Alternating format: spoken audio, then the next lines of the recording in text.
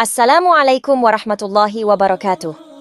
Sahabat Hikmah Sejarah, cerita ini kita akan membahas pertemuan antara Dajjal dan Nabi Khidir di akhir zaman. Dajjal adalah seorang manusia yang akan hidup sampai akhir zaman. Begitu juga dengan Nabi Khidir. Banyak ulama berpendapat bahwa Nabi Khidir masih hidup sampai hari ini, dengan usianya yang diperkirakan lebih dari 6.000 tahun. Dalam pertemuan mereka di hari kiamat, Dajjal memenggal kepala Nabi Khidir. Dalam sejarah kehidupan manusia, hanya Dajjal yang memiliki kemampuan untuk menipu dan menciptakan fitnah terbesar. Rasulullah Shallallahu Alaihi Wasallam pernah bersabda bahwa tidak ada makhluk sejak Adam diciptakan hingga kiamat yang fitnahnya lebih besar dari Dajjal.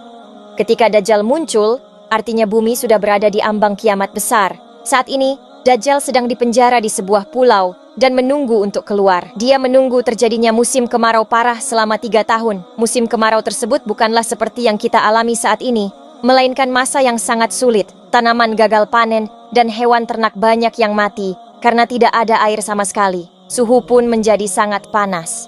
Pada tahun pertama musim kemarau, Allah memerintahkan langit untuk menahan sepertiga hujan dan bumi untuk menahan sepertiga tanaman agar tidak berbuah. Pada tahun kedua, situasinya menjadi lebih parah dengan 2/3 air hujan dan tanaman ditahan. Ketika rantai yang mengikat Dajjal terlepas, dia akan keluar dari penjara dan muncul di Isfahan, Iran. Dajjal akan mengaku sebagai orang yang saleh dan memiliki banyak pengikut, termasuk orang-orang Islam. Namun, ketika Dajjal melakukan perjalanan dan mengaku sebagai nabi, banyak orang Islam yang meninggalkannya.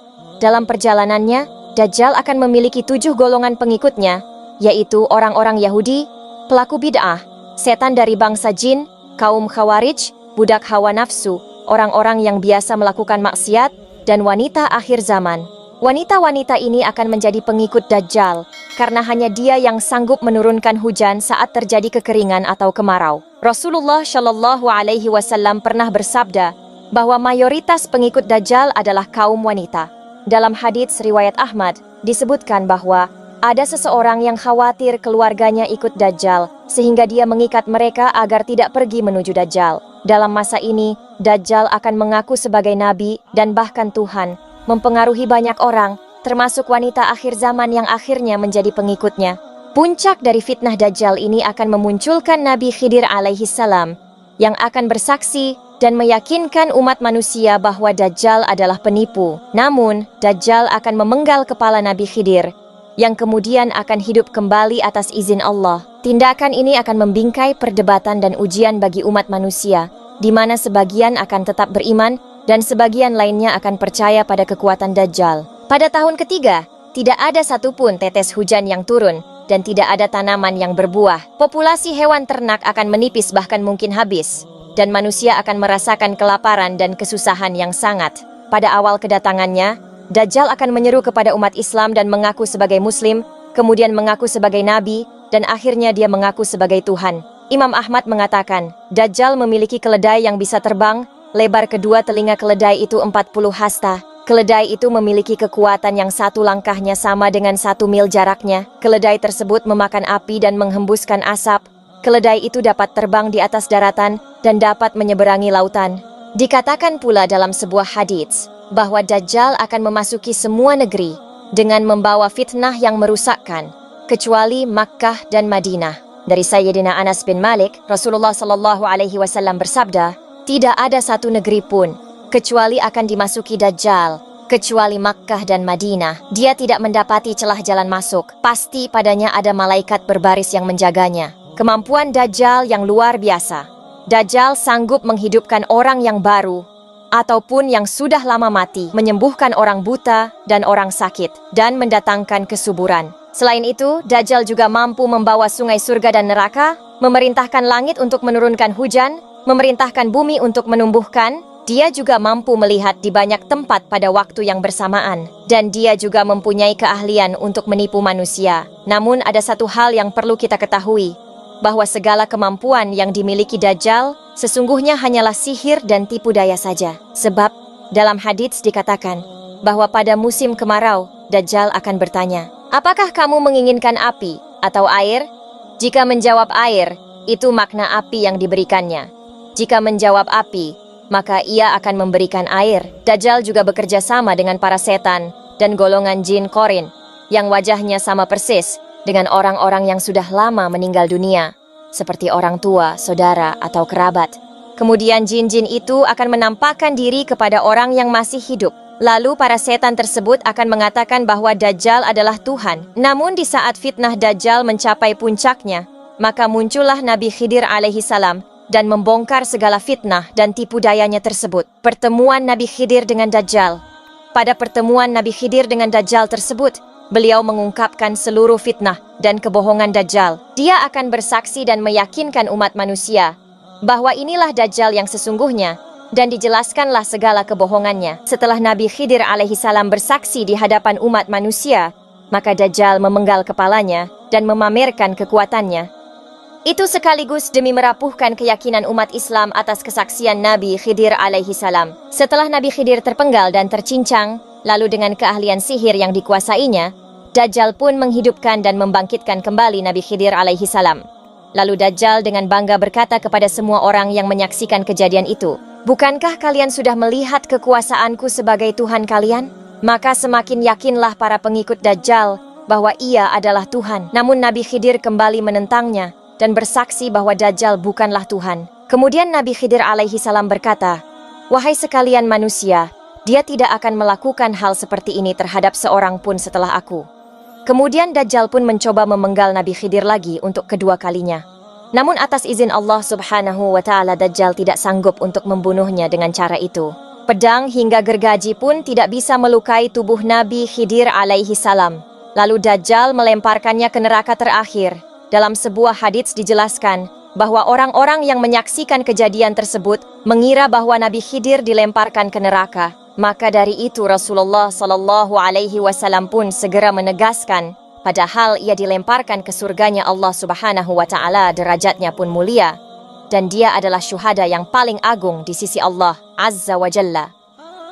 Setelah kejadian itu, barulah sebagian umat semakin yakin dan segera berbayat kepada Imam Mahdi. Rasulullah sallallahu alaihi wasallam bersabda, "Pria ini adalah orang yang derajatnya paling dekat denganku, sekaligus syuhada yang paling agung di mata Tuhan semesta alam." Ajal Nabi Khidir alaihi salam ditunda sampai ia mengingkari Dajjal. Kutipan riwayat hadits di atas ialah dari Abu Sa'id al-Khudri radhiyallahu anhu. Di dalam hadits itu beliau mengatakan bahwa pria yang dibunuh dan dihidupkan itu adalah Nabi Khidir alaihi salam. Nabi Khidir masih hidup sampai hari kemunculan Dajjal? Dalam kalangan ulama terdapat perbedaan pendapat tentang Nabi Khidir alaihi salam. Sebagian ulama berpendapat bahwa ia masih hidup dan akan terus hidup. Tapi sebagiannya lagi mengatakan bahwa Nabi Khidir alaihi salam telah wafat. Namun pendapat sebagian besar para ahli hadits mengatakan bahwa Nabi Khidir alaihi salam masih hidup hingga hari datangnya Dajjal kelak. Di dalam Sahih Muslim terdapat hadits yang menjelaskan tentang Dajjal yang tak bisa menembus Madinah. Lalu datanglah orang yang sebaik-baik manusia dan berkata, "Aku bersaksi bahwa kau benar-benar Dajjal yang dikatakan Rasulullah sallallahu alaihi wasallam kepada kita." Lalu berkatalah Dajjal, "Bila kubunuh orang ini, lalu kuhidupkan kembali, apakah kalian masih mengeluh?" Mereka pun menjawab, "Tidak." Maka Dajjal membunuhnya, lalu menghidupkannya kembali. Lalu berkatalah lelaki itu, "Aku semakin yakin bahwa kaulah Dajjal." Maka Dajjal ingin membunuhnya lagi, namun Dajjal tak mampu. Maka berkata Abu Ishaq dalam riwayatnya, bahwa lelaki itu adalah Nabi Khidir alaihi salam. Hadis riwayat Muslim nomor 2938 Syahih. Berkata pula Al-Muhaddits Al-Hafidh Imam Nawawi rahimahullah, jumhur ulama mengatakan bahwa ia masih hidup sebagaimana dijelaskan dalam hadits keutamaannya, dan mengenai kehidupan Khidir ini adalah kabar yang syahih. Syarh Imam Nawawi ala Syahih Muslim juz 16 halaman 19 dan juz 18 halaman 72.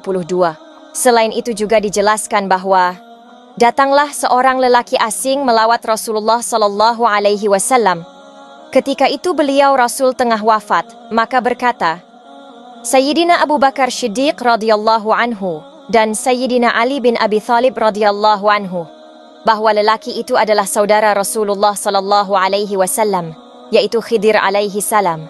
Mustadrak ala Syahihain hadits nomor 4392. Juga pada tafsir Ibnu Katsir juz 1, halaman 436. Apakah Nabi Khidir menikah dan punya keturunan? Nabi Khidir alaihi salam tidak diriwayatkan menikah dan mempunyai keturunan. Namun dijelaskan oleh Al-Imam Nawawi dalam syarahnya bahwa Nabi Khidir alaihi salam tinggal dan beribadah di laut. Beliau berpendapat demikian karena merujuk pada firman Allah Subhanahu wa taala yang menceritakan tentang Nabi Khidir alaihi salam pada surah Al-Kahfi, yaitu Nabi Musa alaihi salam bertemu dengan Nabi Khidir yang tengah beribadah di tengah laut. Dan ada beberapa riwayat lainnya juga yang mengatakan bahwa para wali Allah, syolihin, dan ulama yang pernah berjumpa dengannya. Sebagian ulama pun juga menjelaskan bahwa tanda-tanda Nabi Khidir alaihi salam ialah memiliki ibu jari yang tak bertulang, dan memang tanda beliau demikian sejak lahirnya.